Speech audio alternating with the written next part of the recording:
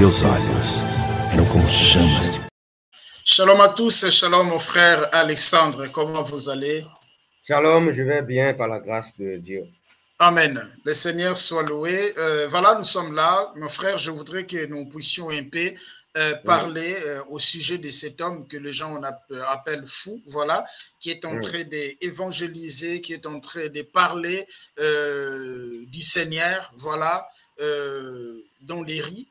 Et il y a beaucoup de gens qui disent que c'est un sataniste. Je vais d'abord vous laisser d'écouter la vidéo de ses frères et après nous allons y revenir et regarder est-ce que dans les Écritures, Dieu choisit les gens qu'il doit travailler avec eux ou Dieu peut utiliser n'importe qui, voilà, parmi les humains pour porter voilà, pour avertir son peuple.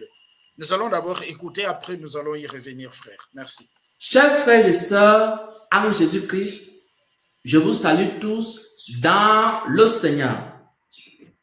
J'espère que chacun de vous se porte bien par la grâce de Dieu. Je viens en ce jour sonner la trompette et avertir le peuple de Dieu et avertir l'ensemble du corps de Christ sur un phénomène. Ce phénomène, c'est quoi? Ce phénomène, ce sont les fous qui évangélisent.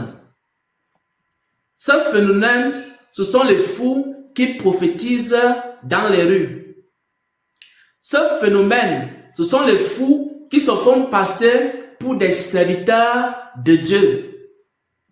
Je vous en supplie, chrétiens. Je vous en supplie, chrétienne, je vous en supplie, église, écoutez attentivement ce message. Si vous voyez un fou en route, en train de prêcher l'évangile, ce fou n'est pas habité par l'Esprit de Dieu. Il est habité par un démon. Et si vous accueillez ce fou dans votre maison, ce fou-là, une fois qu'il est dans votre maison, il va déposer les démons chez vous. Si vous accueillez ce fou dans votre église, ce fou va déposer des démons dans votre église. Dieu ne travaille pas avec les fous. Il ne travaille pas avec les malades mentaux. Mais il travaille avec des personnes saintes. Bien-aimés, nous avons aussi vécu cela. Il y a une personne qui se présentait comme étant fou. Mais en réalité, c'était un sataniste. La plupart des fous qui prêchent l'évangile, ce sont des satanistes. La plupart des fous dont on partage les vidéos sur Internet et on est en train de dire que Dieu parle à travers le fou, ce sont des satanistes déguisés en fous. Ce sont des satanistes déguisés en fous. Ce sont des satanistes déguisés en fous. Ce ne sont pas des vrais fous. Ne partagez plus les vidéos des fous qui prophétisent. Ne partagez plus les vidéos des fous qui prêchent l'évangile. Ne partagez plus les vidéos des malades mentaux, des fous qui prophétisent, qui prêchent l'évangile. Parce que vous êtes en train de partager les vidéos des démons. Parce que ce qui habite en eux, ce n'est pas l'Esprit de Dieu. Ce sont les démons. Et ils ont l'air d'être saints. Ils ont l'air de dire la vérité. Parce que quand vous allez écouter ce fou-là, il va vous embrouiller. Il va vous faire croire que c'est Dieu qui parle en lui. Alors que ce n'est pas Dieu. Le but, c'est de vous séduire. Le but, c'est que vous amenez ce fou dans votre maison. Une fois que le fou va entrer dans votre maison, il va imposer les mains à vos enfants et vos enfants seront détruits. Je vais vous lire un passage de Saintes Écritures. Ésaïe 57 au verset 15. Il est écrit: car ainsi parle le Très-Haut, dont la demeure est éternelle et dont le nom est saint. J'habite dans les lieux élevés et dans la sainteté.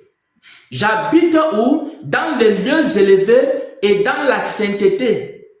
Dieu habite dans la sainteté. Dieu n'habite pas dans des personnes qui sont atteintes de folie et l'Esprit de Dieu n'est pas l'esprit de folie. J'habite dans les lieux élevés et j'habite dans la sainteté. Dieu habite dans des cœurs purs. Dieu n'habite pas dans des fous. Dieu n'habite pas dans des personnes déréglées. Dieu n'habite pas dans des malades mentaux. C'est pourquoi vous devez faire attention. Quelqu'un ne peut pas s'habiller mal, manifester la folie. Il ne se lave pas pendant des semaines et des semaines. Il ne se coiffe pas pendant des années et des années. La personne sent mauvais. Et cette personne vous dit que Dieu parle à travers elle. C'est l'esprit du diable, des démons qui habite en cette personne. N'écoutez plus l'évangile des fous. Parce que c'est un déguisement. Nous avons vécu ça. Nous avons vu cela. Nous avons vu. Je vous dis ce que j'ai vu. Je vous dis ce que nous avons vu. Des personnes qui viennent, elles disent qu'elles sont folles. Elles disent qu'elles ont besoin de délivrance. Mais en réalité, ce sont des satanistes. En réalité, ce sont des agents du diable. La plupart des fous qui prêchent l'évangile sont des agents du diable. N'amenez pas ces fous dans vos maisons. Dieu habite dans la sainteté. Dieu n'habite pas dans les fous. Il habite dans les lieux élevés et dans la sainteté. Et beaucoup de gens disent, oh, ce fou-là, c'est Dieu qui l'utilise. Oh, ce fou-là, il est rempli du Saint-Esprit. Comment un fou peut être rempli de l'Esprit de Dieu? Ne vous laissez plus séduire et ne partagez plus ces vidéos. Que ceux qui ont les oreilles entendent ce que l'Esprit de Dieu dit aux églises. Et lisez Ésaïe 57, verset 15. Dieu habite dans la sainteté. Dieu habite dans la pureté. Dieu n'habite pas chez les fous. Voilà le message que je voulais partager avec le peuple de Dieu. Et partager massivement ce message pour que les hommes et les femmes à travers le monde sachent qu'il y a un nouveau déguisement. Le diable et ses agents se déguisent maintenant en fous pour prêcher l'évangile. Et les gens commencent à dire, mais ce fou-là, il prêche bien la Bible. Ce fou-là, il prêche bien l'évangile. Et c'est Dieu qui habite en lui. Ce n'est pas Dieu qui habite en lui. C'est un démon qui habite en lui. Et si vous commencez à écouter ces démons qui parlent à travers le fou, ces esprits-là vont entrer en vous. Ne partagez plus ces vidéos et avertissez l'ensemble du corps de Christ. Dieu ne parle pas à travers les fous. Amen, amen, amen. Par amour, pour ne pas que je sois seul, pour vous voir comme ça. Et pour vous voir comme ça, je n'ai pas voulu que vous agissiez en imbécile, en drogué, en tueur, mais en saint. Est-ce que vous m'avez écouté? J'ai dit si les prophètes vous parlent, les messagers, les prêtres, les pasteurs, ils vous parlent, qu'ils n'appliquent pas ma parole. Le salut étant personnel, cherchez-moi. Le Père ne sauvera pas le Fils. Encore moins le Fils, ni l'époux, ni l'épouse. C'est ce que tu auras contracté dans ton âme. Vos âmes que je détiens dans mon royaume actuel que vous ne voyez pas. Je vous vois à travers le monde entier, blanc comme noir. Je n'ai pas fait musulman, je n'ai pas fait chrétien, j'ai créé l'homme tout court. C'est qui compte pour moi, le respect de ma parole. Aime ton prochain comme toi-même. Aide les pauvres, les malades, les souffrants. C'est un principe. C'est comme dans ta maison. Tu introduis les règles pour l'éducation de tes enfants, pour le bien-être de la famille.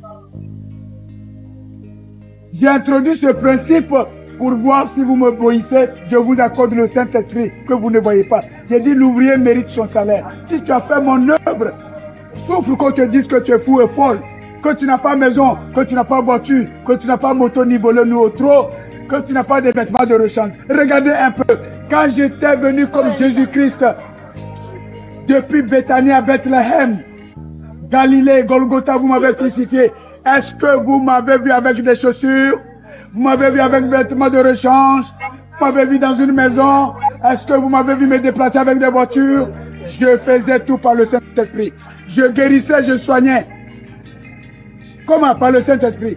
Est-ce que vous m'avez déjà vu? Ça, j'ai dit à quelqu'un, Satan sort, Satan sort. Saint-Esprit, c'est un venin. L'alcool, c'est Satan. Tuer, c'est Satan. Voler, c'est Satan. Mentir, escroquer, anarquer, se prostituer, aller au chouin, c'est Satan. Donc la conversion, c'est propre sur toi, la résolution. Non, je ne vais pas au chouin, je ne vais pas boire l'alcool, je ne vais pas mentir, je ne vais pas voler, je ne vais pas tuer pour avoir l'argent. Là, tu te rends pur. Tu as la baraka pour avoir le paradis.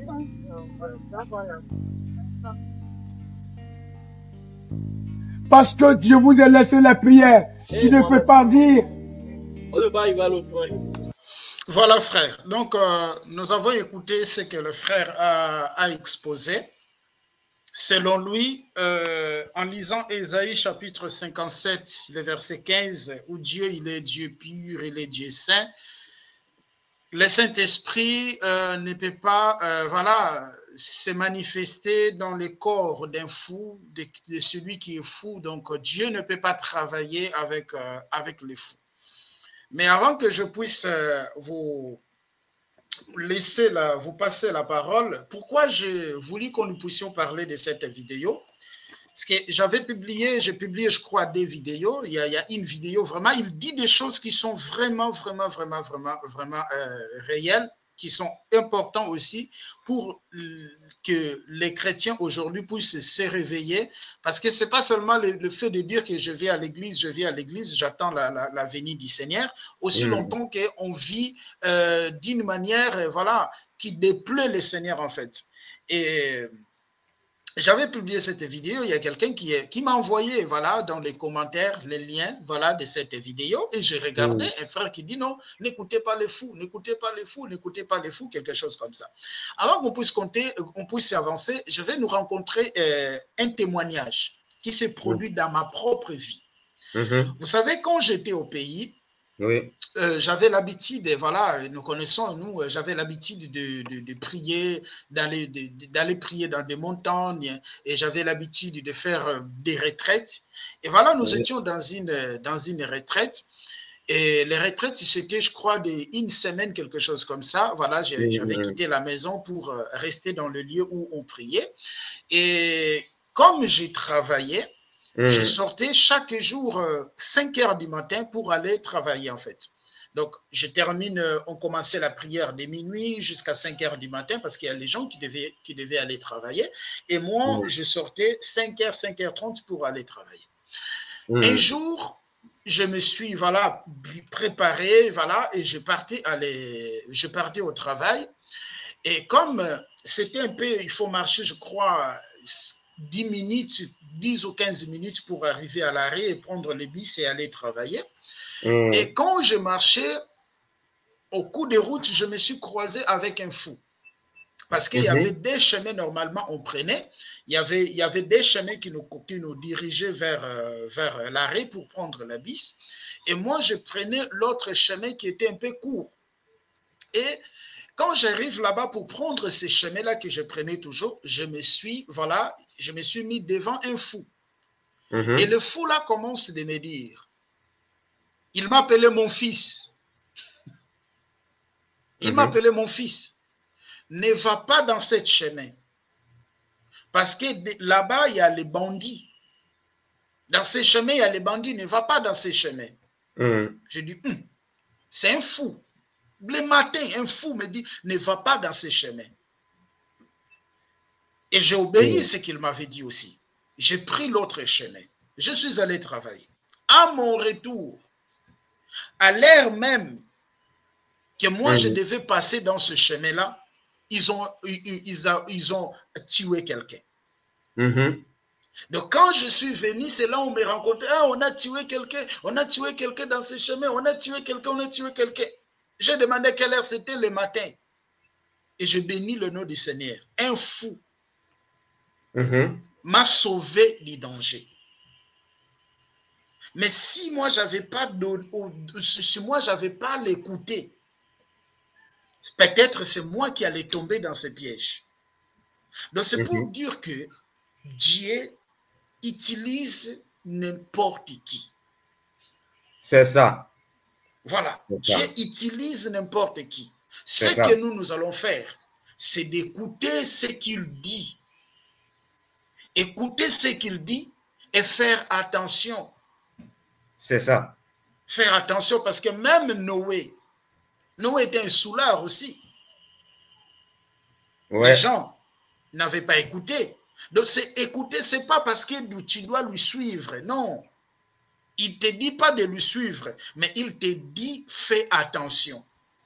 Parce que souvent, peut-être les gens disent que moi j'ai créé, quand il dit moi j'ai créé, moi j'ai fait, vous m'avez crucifié. C'est ça peut-être que les gens ont peut-être, voilà, cet aspect-là de dire, ben voilà, il se présente à Dieu. Dieu a des fois dans la Bible.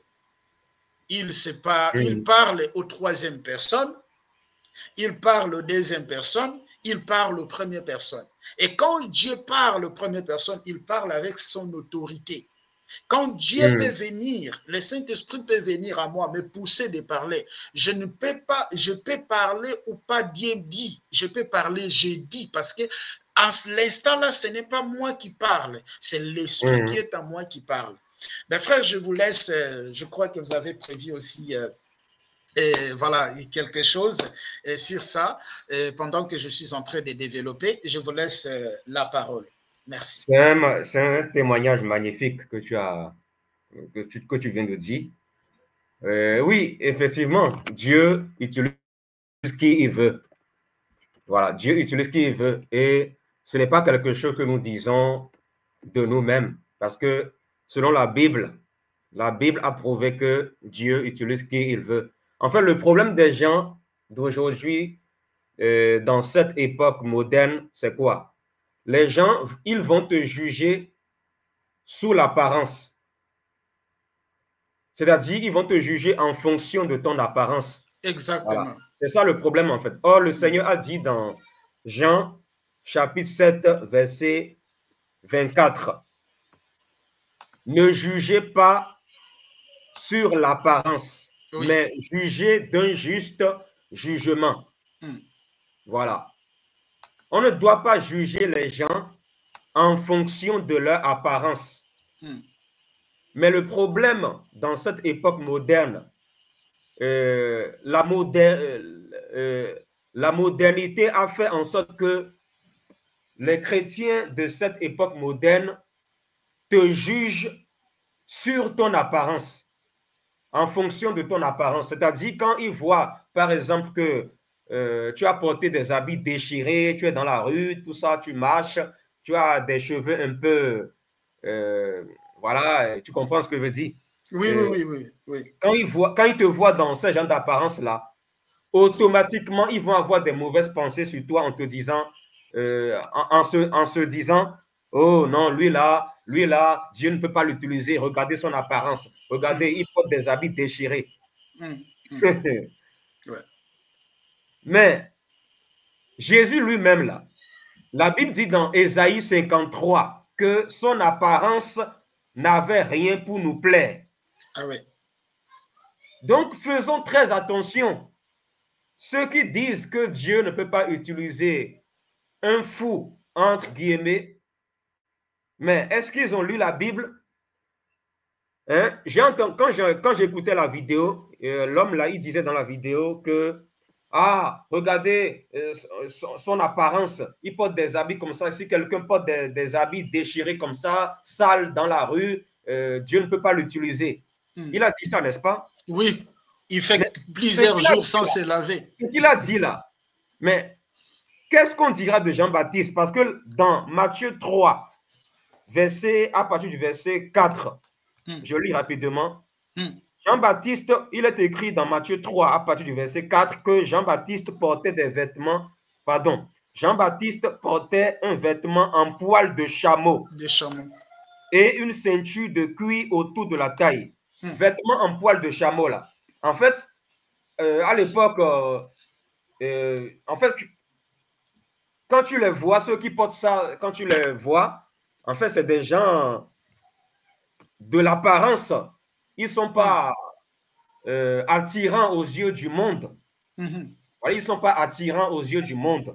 Mais pourtant, voilà, Jean-Baptiste, il a porté un vêtement en poil de chameau. Le chameau, c'est un animal. Qu'est-ce que les gens vont dire de Jean-Baptiste? Si quelqu'un s'habille comme ça, comme Jean-Baptiste, aujourd'hui, dans cette époque moderne, il y a des gens qui vont se lever pour dire, ah, regardez son apparence. Non, lui là, il n'est pas prophète. Lui là, il ne peut pas parler de la part de Dieu. Dieu ne peut pas se servir de lui. Mais, exactement. Donc, en fait, c'est grave, en fait. En fait, selon ces gens-là, selon les gens qui disent que Dieu ne peut pas utiliser un fou, c'est comme s'ils sont en train de dire que Dieu va utiliser seulement des gens. Voilà. Quand il juge l'apparence des gens, voilà, il se base sur leur apparence pour dire que Dieu ne peut pas les utiliser. Donc, pour vous, ça veut dire que Dieu va utiliser seulement des gens qui s'habillent en costard cravate. C'est ça. C'est grave. Voilà, c'est pas bon en fait. Voilà, on va lire un passage là. Bon, je vais lire Matthieu 7, versets 21 à 23. Mais dans ce passage-là, je veux faire comprendre quelque chose en fait. Okay. Voilà. Je veux montrer que Dieu peut utiliser n'importe qui. Voilà. Peu importe que la personne soit dans la volonté de Dieu ou pas. Mais Dieu peut l'utiliser. Mais on va lire d'abord, parce qu'il y a quelque chose que je veux faire comprendre aux gens. Jésus dit, ceux qui me disent Seigneur, Seigneur, n'entreront pas tous dans le royaume de Dieu, mais celui qui fait la volonté de mon Père qui est dans les cieux.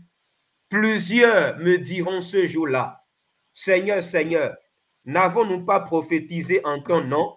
N'avons-nous pas chassé des démons en ton nom? N'avons-nous pas fait beaucoup de miracles en ton nom? Alors je leur dirai ouvertement, je ne vous ai jamais connu. Retirez-vous de moi, vous tous qui commettez l'iniquité. Pourtant, le Seigneur avait utilisé ces gens sur la terre. Vous voyez? Ah oui, c'est ça. Ce qui veut dire que quelqu'un peut ne pas être dans la volonté de Dieu, mais Dieu peut l'utiliser. Ce n'est pas parce que Dieu t'utilise que tu es forcément dans sa volonté. Ce n'est pas parce que Dieu t'utilise que tu marches forcément dans sa volonté. Donc, Dieu utilise qui il veut. Voilà. Dieu utilise qui il veut selon ce passage-là. Parce que Jésus dit qu'il dira à beaucoup de faux serviteurs à la fin, oui, voilà, vous avez fait des miracles en mon nom. Il n'a pas dit au nom de Satan, mais il a dit en mon nom. Voilà. Vous avez prophétisé en mon nom, tout ça là. Vous avez fait beaucoup de miracles en mon nom, mais je ne vous ai jamais connu. Mais pourtant, c'est le même Jésus qui les a utilisés sur la terre. Donc, Dieu peut utiliser n'importe qui. Et Dieu peut même utiliser un païen. Voilà. Par exemple, dans Daniel chapitre 3. Hein?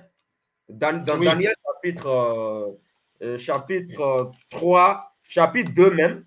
Voilà, on ne va pas lire ça parce que c'est le chapitre long.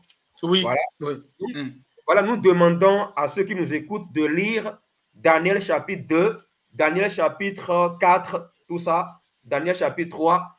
Et vous verrez que le roi Nebuchadnezzar, c'était un païen, c'était un roi païen. Mais pourtant, Dieu s'est servi de lui pour lui parler dans un songe. Dieu s'est servi de lui parce qu'il a fait un rêve. Ce roi païen a fait un rêve et après, Daniel est venu lui expliquer ce rêve-là. Voilà. Daniel, qui était serviteur de Dieu, est venu expliquer le rêve que le roi Nebuchadnezzar avait fait. Voilà. Très bien. Donc, Dieu peut se servir d'un païen. Voilà. Et ce n'est pas fini. Dans Ésaïe 41, versets 2 à 3. Si on peut lire ça. Ésaïe 41. Voilà. Dans Ésaïe 41, versets 2 à 3, il y avait un roi qui s'appelait Cyrus. Cyrus, c'était un païen. Je précise, hein, Cyrus, c'était un roi païen. Oui. Mais pourtant, l'Éternel Dieu l'a utilisé. Voilà. Cyrus est un roi païen qui a été nommé. Voilà, on va lire ça. Bon, je vais lire ça carrément. Voilà. Je lis. Il fait silence pour m'écouter. Que les peuples raniment leurs forces. Qu'ils avancent et qu'ils parlent. Approchons pour plaider ensemble. Qui a suscité de l'Orient celui que le salut appelle à sa suite, point d'interrogation. Qui lui a livré les nations et assujetti des rois, qui a réduit leur glaive en poussière et leur arc dans un chaume qui s'envole. Voilà. C'est le verset, je crois, le verset 45, le verset premier. C'est pas ce verset-là. Voilà. Voilà, 45 et premier où Dieu appelle. Ainsi parle l'Éternel. Le chapitre 44, non? 44, verset. Ah, c'est chapitre 44. Moi, j'étais dans 41, excusez-moi. 44, le verset premier. Ouais, 44. C'est pas 45 parce que c'est dans 45. C'est dans 45? Ouais, c'est 45. C'est 45. Regarde 45. 45 dit ceci. 45 dit ceci. Voilà. 45 dit ceci. Voilà. Ainsi parle l'Éternel à son oint à Cyrus, qu'il tient par la main pour terrasser les nations devant lui et pour relâcher la ceinture des rois, pour lui ouvrir des portes, afin qu'elle ne soit plus fermée. Je marcherai devant toi, je planterai le chemin montier et je romperai les portes des reins et je briserai les verrous de fer. C'est ça. Cyrus, c'était un païen. Ouais. C'était un païen, n'est-ce pas? Voilà, c'est un païen. On va prendre ça en hébreu. Voilà. On va prendre ça en hébreu, Cyrus. Cyrus, voilà. Cyrus. Cyrus. On va prendre ça. Cyrus signifie. Cyrus, c'est un païen. Voilà. Voilà, Cyrus, voilà, dans la description. Roi de Perse et conquérant de Babylone. Premier souverain des Perses. Voilà, c'est un roi des Perses. Est-ce que Perse, c'était... Voilà, donc c'était un roi païen. Parce que les Perses n'adoraient pas le vrai Dieu. Voilà, n'adoraient pas le vrai Dieu. C'est tout un païen, tout fait. Voilà. Pourtant, Dieu l'a utilisé. Dieu s'est servi d'un roi païen. Voilà. Il s'est servi d'un roi païen pour accomplir une œuvre. C'est biblique. Maintenant, si Dieu s'est servi d'un païen, pourquoi ne peut-il pas utiliser un fou?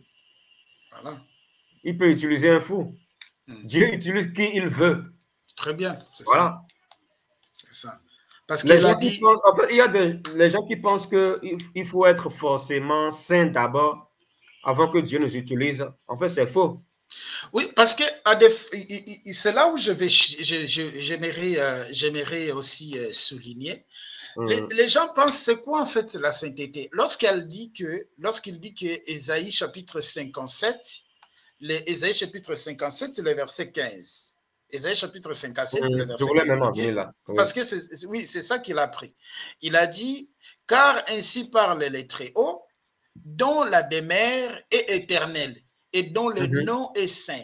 J'habite dans les lieux élevés et dans la sainteté, mais je suis avec l'homme compris et l'humanité, afin de ranimer les esprits humiliés, afin de ranimer le cœur contrit.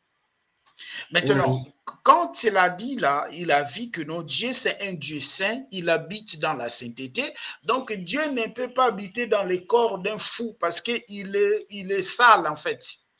Vous comprenez? Oui, il a parlé aussi de malade mental. Voilà, il est fou, il a de la maladie mentale. Quelqu'un qui a une maladie mentale, mais en fait, ce n'est pas forcément de sa faute. C'est ça. Si la personne, si le malade mental accepte le Seigneur, Dieu ne peut-il pas l'utiliser même s'il continue à avoir la maladie? Ouais, c'est ça.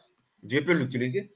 Très bien. Or, la Bible dit dans Romains chapitre 11, le verset 29, les dons et les appels sont irrévocables. La personne peut être maladie, et voilà, il a une maladie mentale, mais le Seigneur l'utilise parce que quand le Saint-Esprit vient dans la vie des personnes, le Saint-Esprit ne veut pas savoir qu'il a une maladie, il a ça, le Saint-Esprit va faire sa mission. En fait, j'aimerais entrer dans la langue hébraïque pour voir le mot sainteté.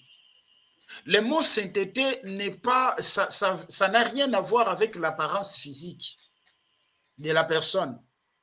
Je ne sais pas si... Ça n'a rien à voir avec l'apparence. Ça n'a rien à voir avec l'apparence physique de la personne. On va voir les mots sainteté en hébreu, c'est Kaudesh. Kaudesh, c'est mis à part, séparé. Jean-Baptiste, on a pris l'exemple de Jean-Baptiste ici. Jean-Baptiste mangeait des sauterelles avec des miels, mais c'était quelqu'un qui était mis à part. Oui, oui. Malgré sa façon de s'habiller, voilà. Il portait un vêtement en poil de chameau. Poil de chameau. Voilà. Aujourd'hui, si tu portes ça, si tu te mets dans les rues, par exemple, tu prêches Jésus, les gens vont te dire, oh, celui-là, Dieu ne peut pas l'utiliser, regardez son apparence. Très bien. Ben, c'est ça. C'est grave, et ça, c'est le mépris. Oui, c'est le mépris. Voilà, les mots consacrés. Sainteté, pardon. Sainteté, c'est Kaudesh en hébreu. En hébreu, c'est Kaudesh qui signifie consacré, mis à part.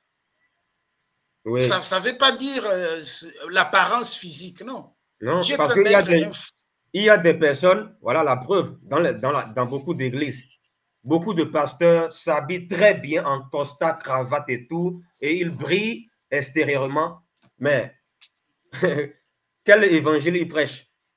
Ils prêchent l'argent, tout ça là. Voilà. Et les gens aujourd'hui, voilà, il y a des gens qui vont te dire, oh frère, tu sais, quand tu fais des vidéos là, il faut t'habiller de façon éclatante avec des habits spiritueux pour que les gens soient attirés. Oui. C'est le Saint-Esprit qui va attirer les gens ou c'est mon habillement? C'est mes habits. En fait, les gens sont graves en fait. Parce que moi, on m'a déjà dit ça. Hein. Oui, on m'a déjà dit, voilà, quelqu'un m'avait fait un reproche en me demandant de revoir en fait mon accoutrement, de porter un peu des habits éclatants pour attirer les gens, et tout ça. C'est grave, hein? Alors que dans Ésaïe 53, il est écrit que, voilà, concernant la description physique de Jésus, il est écrit que Jésus, l'apparence physique de Jésus n'avait rien pour nous plaire. Voilà. Voilà. C'est le Saint-Esprit qui attire les gens à la parole. Ce n'est pas le fait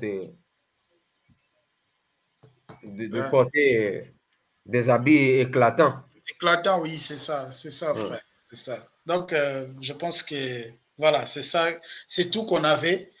Et de ne pas juger les gens par l'apparence, écouter ce qu'ils parlent. En fait, tu sais, oui, Jésus a dit dans Matthieu chapitre 24, le verset 4 à 5, « Plusieurs viendront sous mon nom, mais ils ne seront pas de moi. » Comment vous allez identifier l'ennemi?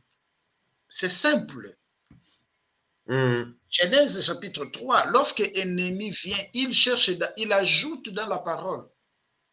C'est ça. C'est simple d'identifier l'ennemi. L'ennemi ajoute dans la parole. Il s'ajoute dans la parole.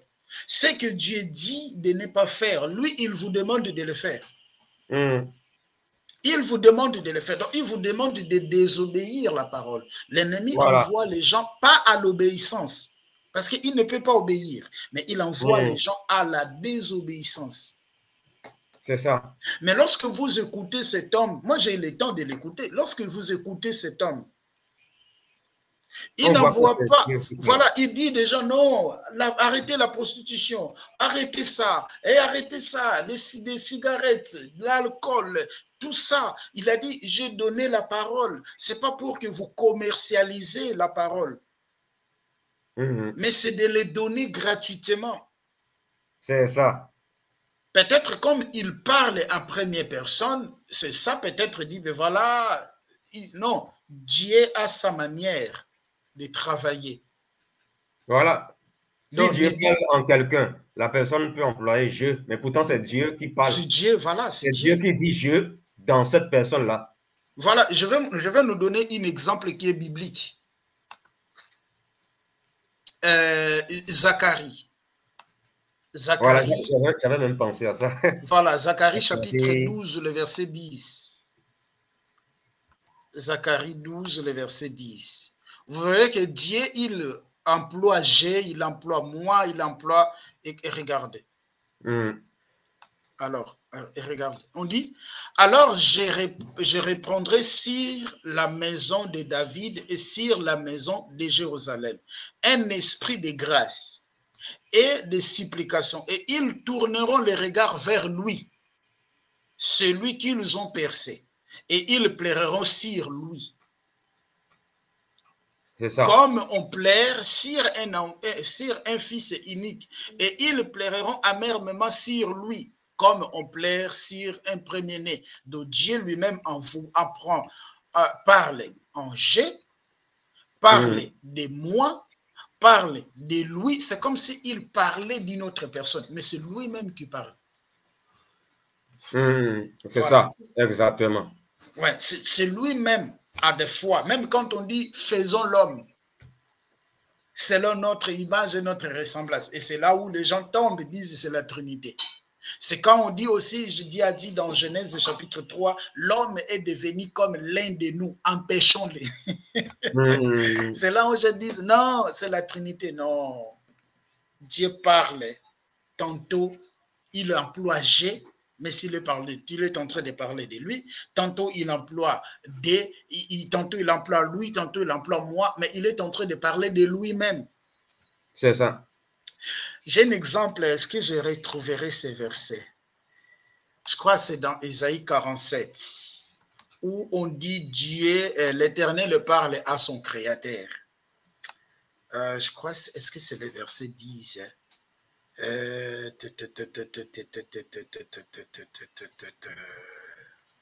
Je vais trouver ces versets. Attends, je vais trouver ces versets. C'est important. Je vais trouver ces versets.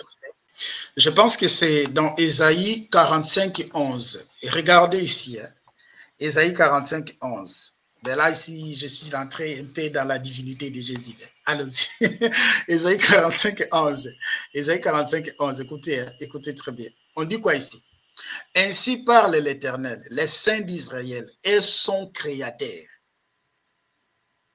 Va-t-on me questionner sur l'avenir, me donner des ordres sur mes enfants et sur l'œuvre de mes mains? Vous verrez ici, il dit maintenant, c'est moi qui fais la terre et qui sur elle ont créé l'homme. C'est moi qui sont, je peux prendre ça, je peux prendre ça, ne pas aller dans l'autre verset.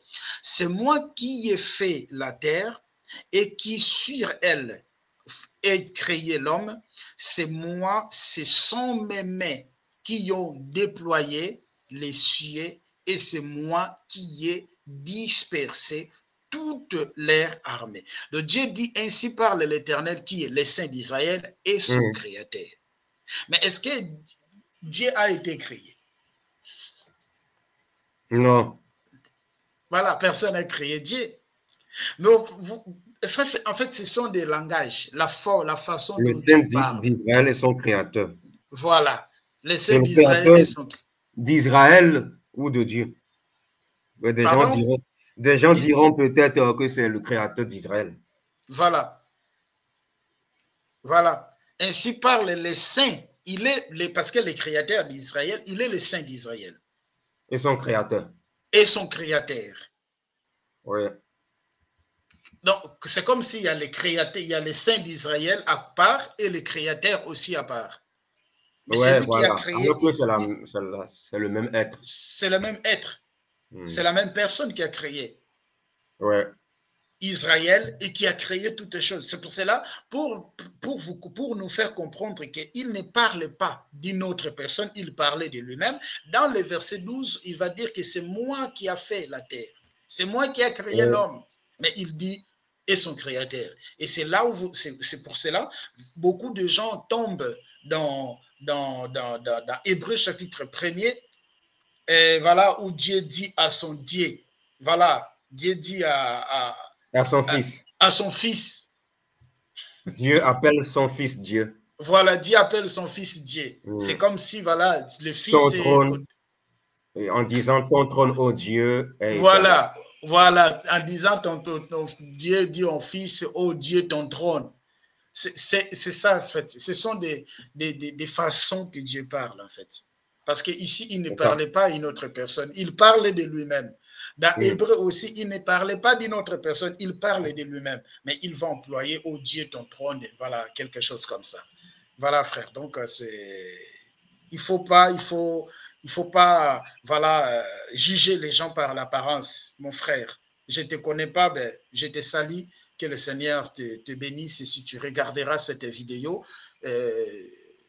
les versets là que tu as pris là d'Ésaïe chapitre 57, le verset 15, voilà, c'est pas un verset que tu dois prendre pour juger voilà, les gens qui ont des problèmes voilà, mentaux et qui prêchent la parole.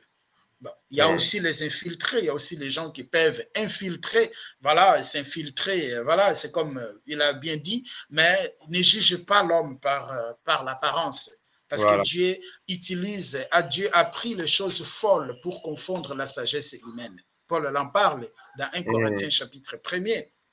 Je ne sais pas si on peut le prendre rapidement. Ah oui, 1 Corinthiens, voilà. 1 Corinthiens 1, verset 27. Voilà, 1 Corinthiens 1, le verset 27.